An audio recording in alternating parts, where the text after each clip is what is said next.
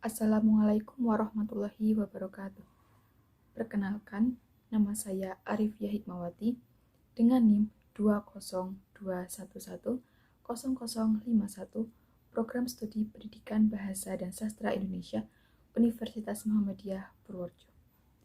Di video ini saya akan praktik membacakan berita. Video ini dibuat sebagai tugas ujian akhir semester mata kuliah membaca 2. Assalamualaikum warahmatullahi wabarakatuh. Selamat siang pemirsa. Berjumpa lagi dengan kami di Kabar Siang. Selama beberapa waktu ke depan, kami akan memberikan berbagai informasi dan berita menarik yang pastinya sayang untuk dilewatkan. Bersama saya, Arifia Hikmawati, inilah Kabar Siang selengkapnya. Berita pertama, tanah longsor terjadi di Tasikmalaya, Jawa Barat. Peristiwa ini terjadi akibat hujan yang terus-menerus melanda kawasan tersebut selama 2 hari berturut-turut. Akibatnya, puluhan rumah warga rusak tertimbun tanah. Hingga kini, sudah 5 korban meninggal dunia ditemukan. Tim SAR dibantu warga sekitar terus mencari korban yang belum ditemukan. Evakuasi sedikit terkendala karena medan yang terjal dan berlumpur. 2 alat berat dan anjing pelacak diterjunkan untuk membantu evakuasi korban. Sedikitnya, 150 warga harus mengungsi di posko bencana dan masjid terdekat. Hingga kini, bantuan berupa makanan, pakaian, dan kebutuhan lainnya mulai berdatangan.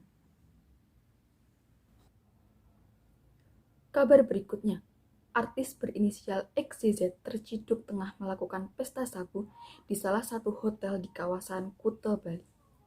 Polisi menemukan barang bukti berupa alat hisap dan sabu seberat 75 gram. Menurut kepolisian setempat, Ibda Titan Kurniawan, tersangka sudah memakai barang haram tersebut selama 2 tahun. Akibatnya, tersangka XYZ terancam pidana minimal 1 tahun kurungan penjara dan denda sebesar 100 juta rupiah.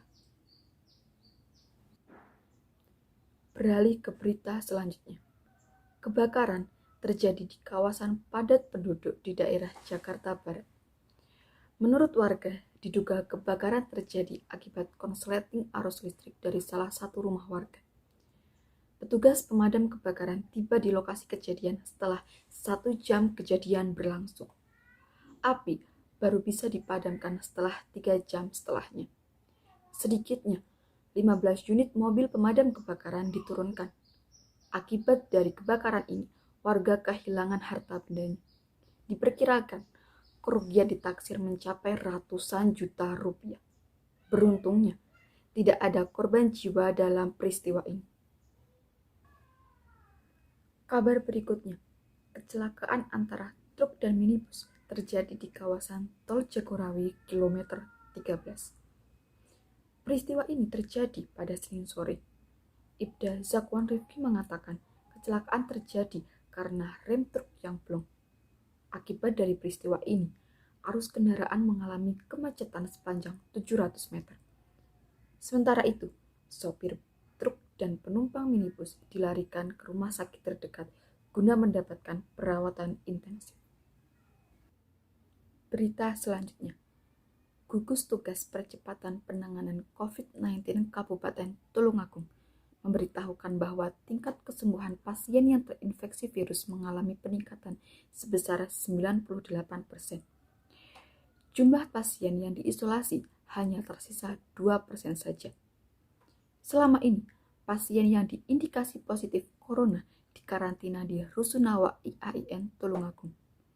Sebelumnya, jumlah suspek positif corona mencapai 240 orang yang berasal dari 18 kecamatan. Dari jumlah tersebut, 230 orang diantaranya sudah sembuh dan 8 orang meninggal dunia. Menurut penuturan Wakil Jubir GTPPP COVID-19, Tulungagung berpendapat antara yang sembuh dan yang meninggal masih banyak yang mengalami kesembuhan. Oleh sebab itu, ia berharap bahwa Kabupaten Tulungagung bisa segera menuju zona hijau. Beralih ke berita selanjutnya. Jumat lalu, Rita Rosita selaku Kepala Bidang Humas BNPB menyatakan bahwa beberapa wilayah yang serius mengalami kekeringan berada di Jawa, Bali, Nusa Tenggara Barat, serta Nusa Tenggara Timur. BNPB telah melakukan beberapa langkah untuk mendistribusikan bantuan air bersih ke daerah-daerah siaga kekeringan tersebut. Selain menggalang kerjasama dengan Dinas PDAM dan Dinas PU, BNPB juga menggelontarkan beberapa bantuan tempat penampungan air dan kemungkinan rencana pembuatan sumur bor. Beralih ke berita ekonomi. Harga emas dunia melesat ke level tertingginya karena didukung meningkatnya ekspektasi akan lebih banyak stimulus fiskal Amerika untuk memerangi dampak ekonomi dari pandemi virus corona. Sementara pelemahan dolar Amerika Serikat menambah dukungan lebih lanjut. Harga emas di pasaran spot naik 0,4% menjadi 1.875,65 dolar Amerika Serikat per ons. Sebelumnya, emas spot menyentuh 1.875,07 dolar Amerika per ons, level tertinggi sejak 23 November. Sementara itu, emas berjangka Amerika Serikat ditutup menguat 0,5% menjadi 1.874,90 dolar Amerika per ons. Meningkatkan daya tarik emas bagi pemegang mata uang lainnya, indeks dolar mengalami penurunannya, tetapi masih mendekati posisi terendah multi tahun. Di tengah melonjaknya kasus virus corona, pekan ini Kongres Amerika memberikan suara terkait RUU pendanaan sementara 1 minggu untuk memberi anggota parlemen lebih banyak waktu guna mencapai kesepakatan tentang bantuan COVID-19. Emas yang dianggap sebagai lindung nilai terhadap inflasi dan penurunan nilai mata uang melambung lebih dari 23% sejauh tahun ini. Diuntungkan dari suku bunga yang mendekati 0 dan resiko inflasi yang lebih tinggi yang kemungkinan dihasilkan dari stimulus besar-besaran secara global. Sekian berita yang dapat kami sampaikan hari ini. Saya, Arifia Hikmawati beserta kru yang bertugas pamit undur diri. Sampai jumpa di kabar siang selanjutnya. Selamat siang. Wassalamualaikum warahmatullahi wabarakatuh. Itu tadi video pembacaan teks berita dari saya. Sampai bertemu di video-video selanjutnya. Wassalamualaikum warahmatullahi wabarakatuh.